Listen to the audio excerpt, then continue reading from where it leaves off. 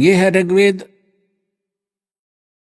अब देखो कमाल की बात है, ये स्वयं आर्य समाज के व्यक्ति, ये कहां से प्रकाशित है? सर्वदेशी कार्य प्रतिनिधि सभा, महर्षि दानंद भवन, रामलीला मैदान, नई दिल्ली से।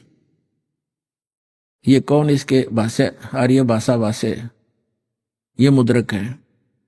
अब कमाल की बात है पुण्यात्माओं, जो व्यक्ति परमात्मा को निराकार बताते हैं कि वेदों में निराकार लिखा, वो अनुवाद कर रहे हैं। कैसी अद्भुत लीला उस परम पिता की पुण्यात्माओं, आप पर रहम कर रखा है। यदि इन वेदों में ये ना लिख रखा होता, अनुवाद नहीं कर रखा होता इन्हीं के द्वारा, तो ये कभी भी आपको ऊपर नहीं आने देते कि रामपाल दास साची कह रहा है। लेकिन वो तो अन्य प्रमाण बहुत से देता दास, और भगवान जो लीला करता वो करके दिखाते, प्रमाणित हो जाता, लेकिन और ज्यादा समय लग जाता। ये भ्रमित करने वालों का दाव लगा रहता।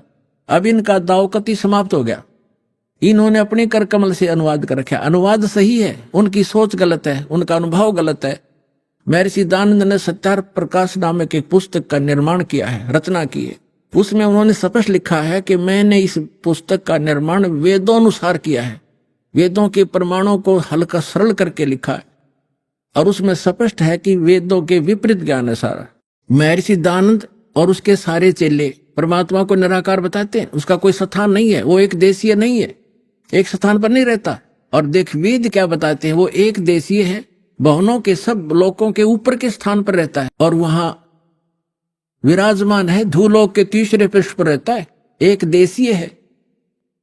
तो ये महर्षि दानंद का कंप्लीटली अज्ञानी आदमी था, पूर्ण रूप से, और उसी अज्ञान के आधार से उनके द्वारा भ्रमित आर्य समाज है। दास का उद्देश्य किसी की निंदा करना नहीं, केवल आपको सही दिशा देना उद्देश्य रखता हूं कि आपके समझ में आया नहीं, ना इन ऋषि महर्षि इन ब्राह्मणों का समझ में आया, इस दास पर दया करी, इसका पूरा मानव समाज लाभ उठाओ, सबका कल्याण होगा। हमने किसी से द्वेष नहीं किया।